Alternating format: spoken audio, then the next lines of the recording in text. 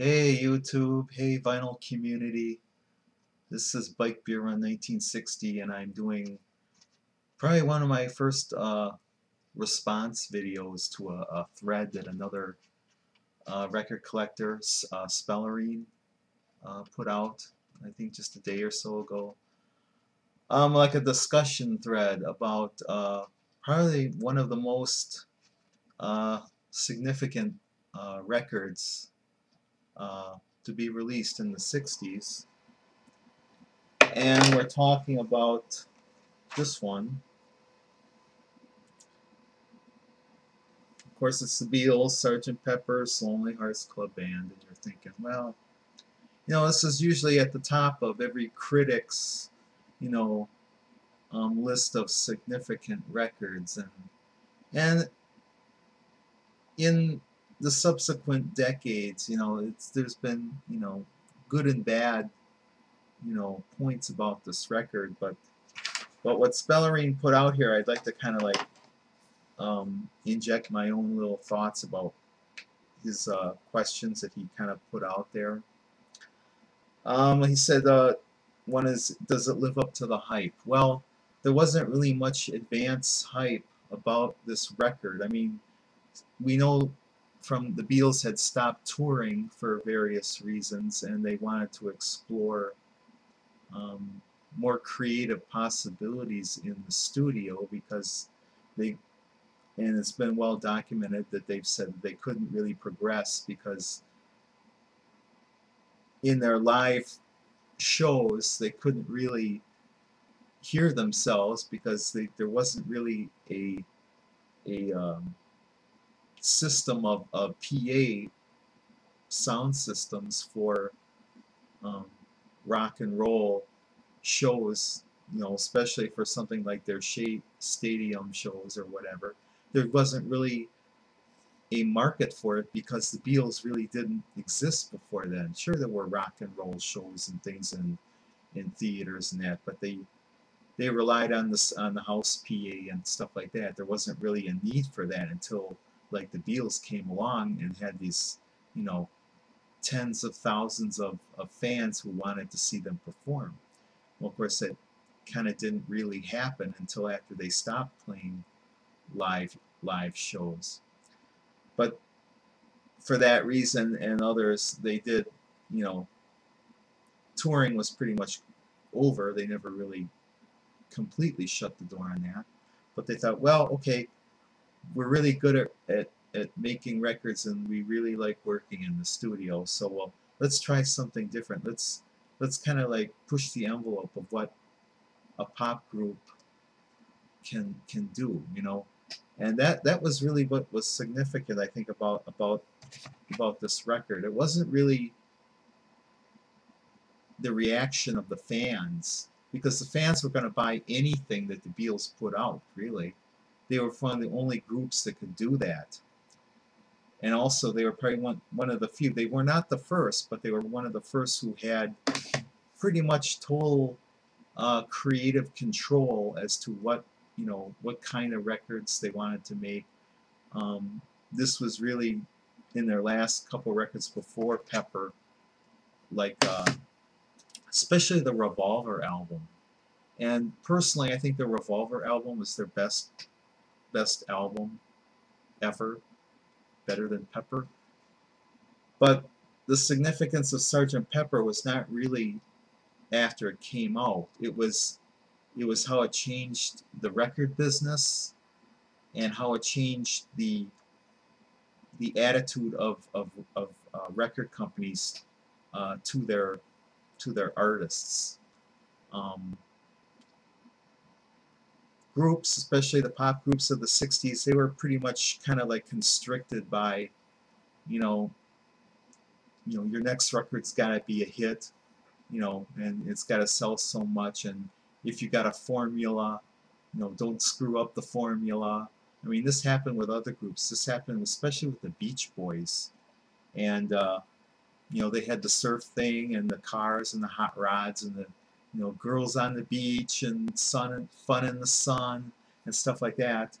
But they the Beatles were not the first to go with this kind of a high concept kind of an idea for a record as a separate kind of document with a theme running through it. But probably one of the first ones was the Beach Boys with the Pet Sounds album, and it was successful, but it was not really as well received as their other records.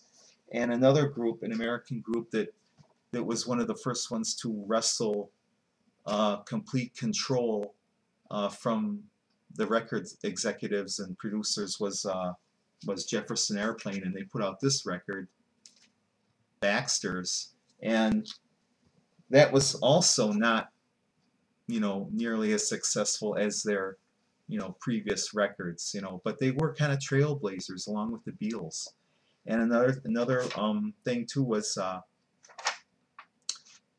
the so-called grown-ups, the high art people, the Leonard Bernsteins, of the world, people who were into classical music.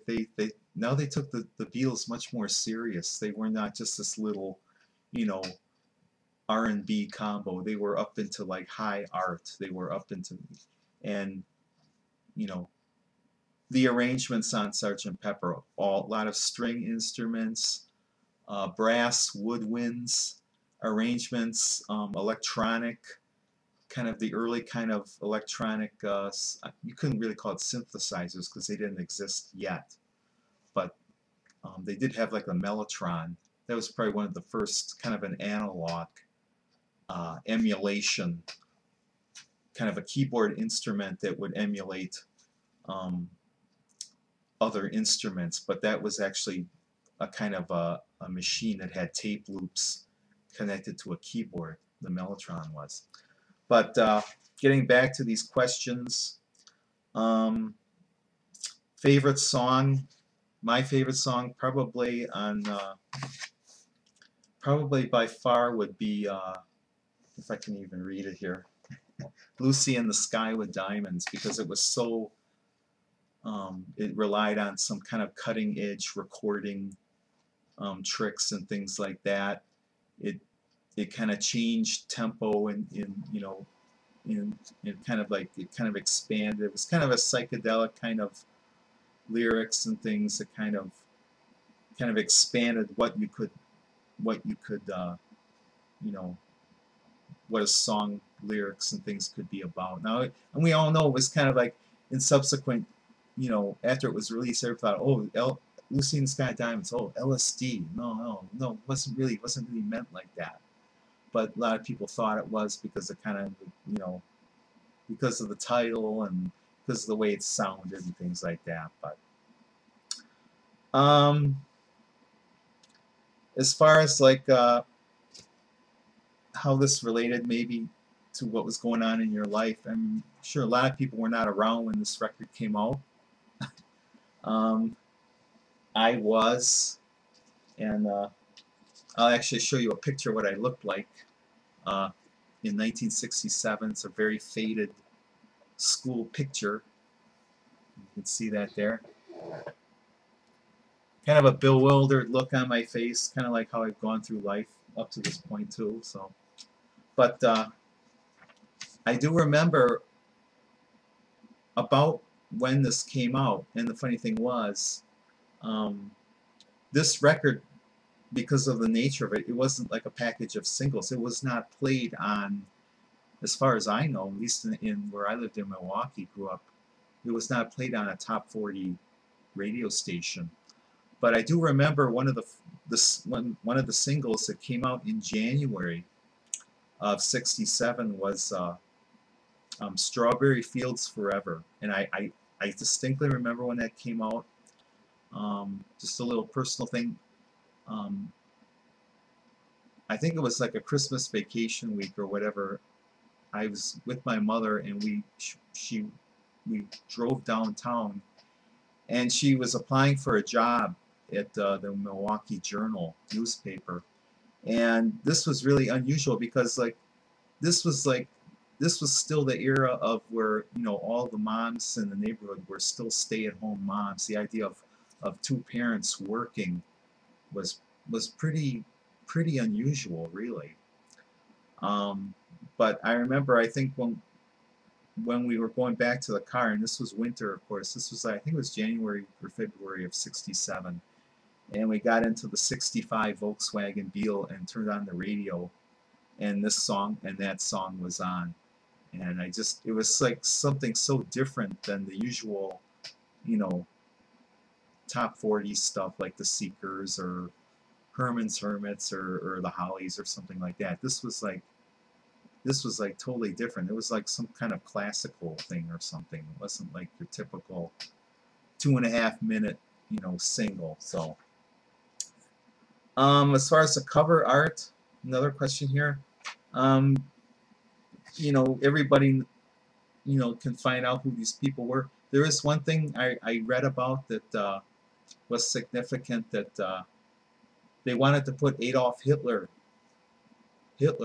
on here, and I guess there was such a pressure to not do that. People would find it offensive or something, that I think it was John Lennon that wanted to do that, and so he was left off actually at the very end. And in fact, I think at the very top row, I think one of these gaps here was where Hitler would have been, you know, in that little montage of those like blow up, you know, photographs or whatever. So he was out of there. As far as, you know, what I would get out of the record, I'm not really a fan of it. You know, in fact, I bought this CD. I don't have it on vinyl. I bought the CD in June of '87. I've had this a long time, and it was kind of like a special thing when it came out, because it was like, we all know that the line of, it was 20 years ago today, Sgt. Pepper taught the band to play, and to kind of like tie that in, they released this on CD on June, I think it was June 1st of 1987, because the original album was released on June of '67. So this is actually the first CD I ever bought, and I actually bought this before I even had a CD player. And actually in the subsequent years, I've only played this maybe less than a handful of times, maybe 3 or 4 times in all these years I've had this. So I'm not really a big fan of it, but I think anybody should have it in their collection. I mean, every Beatles fan probably has it, of course, but that's kind of like my review. So you know, all in all, I would say it's an essential record to have, whether you really like all the songs or not. It's more, to me, it's more of a historical document of the times, because it kind of, what it did is it kind of changed, it kind of pushed people's tastes, or tried to, a little farther out as to what pop music could be, especially from a pop group.